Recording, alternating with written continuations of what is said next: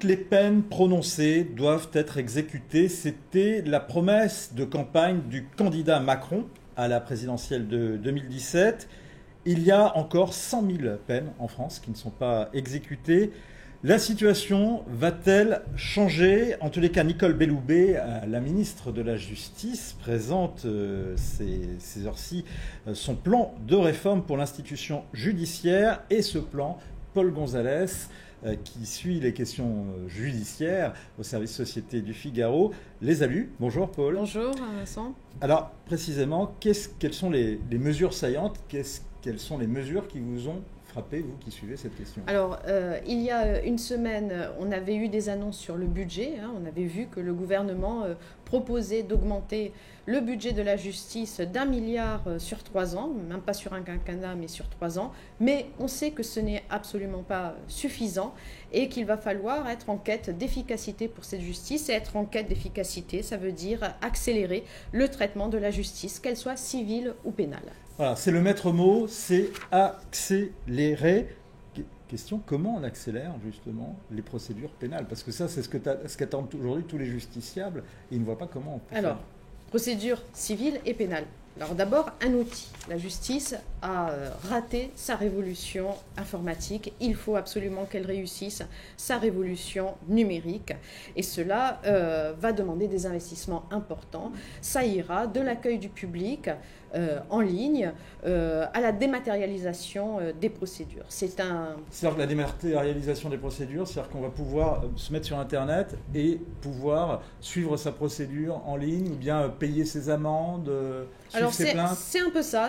Vous allez pouvoir à la fois suivre vos dossiers en ligne, mais vous allez aussi pouvoir éventuellement porter plainte en ligne. Et de la même manière, les magistrats vont pouvoir et les services de police vont pouvoir faire tout ça de manière dématérialisée plutôt que d'entasser du papier dans les bureaux. Et ça ne réduit pas ça réduit pas pour autant le nombre d'affaires qu'il va y avoir. Il va y avoir toujours autant d'affaires pour un peuple très procédurier comme la France qui vont être devant la justice. Alors pour répondre à ça, il y a une solution, il faut déjudiciariser au maximum, c'est-à-dire ne pas avoir recours au juge, passer par d'autres formes de résolution des conflits, par la conciliation, par la médiation.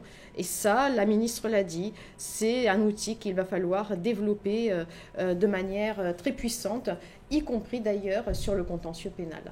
Y compris sur le contentieux pénal. C'est-à-dire que moi, je vois bien, si j'ai un problème avec mon voisin, d'aller voir un conciliateur, un médiateur, mais quand on subit des vols, quand on subit des délits, quand on subit des crimes, comment ne pas aller devant la justice? Certainement pas pour les crimes, mais disons qu'il y a certains contentieux qui vont rester des délits. Je pense par exemple à l'usage de stupéfiants. L'idée, c'est de proposer des amendes forfaitaires sur ce type de délit. Alors, les détracteurs estiment que c'est une forme de dépénalisation. Ceux qui soutiennent ce système estiment qu'au moins il y aura une efficacité. On retrouve la question de l'exécution des peines. Et ceux qui se livrent au trafic, ils auront plus peur? Non, là je pense que ça concerne pour le moment uniquement l'usage de stupéfiants. Il y a un problème aujourd'hui en France, Paul, c'est qu'il y a des prisons qui sont surpeuplées. On parle depuis une trentaine d'années de construction de nouvelles prisons, de nouvelles places de prison. Est-ce qu'il y a quelque chose qui est fait dans ce sens, dans le plan que présente Nicole Belloubet? Alors, Emmanuel Macron s'y était engagé pendant la campagne, s'était engagé à construire 15 000 places de prison. Ça suffira?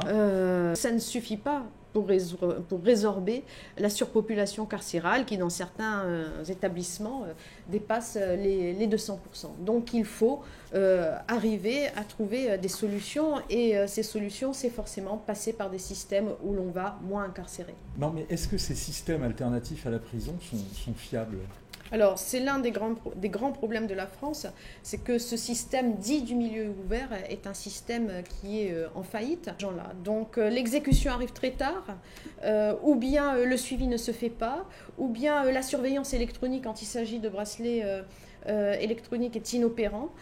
Donc si on veut mettre en place un système de probation, un système d'alternative à la peine qui soit efficace, eh bien c'est un énorme chantier qui va prendre beaucoup de temps. Les spécialistes disent qu'il faudra 10 ans pour avoir un véritable chantier efficace. Mais bon, il faut bien commencer un jour. Merci Paul Gonzalez, et on retrouve bien sûr dans Le Figaro et sur lefigaro.fr tous les détails sur cette réforme, à la fois son contenu et son analyse. Merci Paul. À bientôt. À bientôt.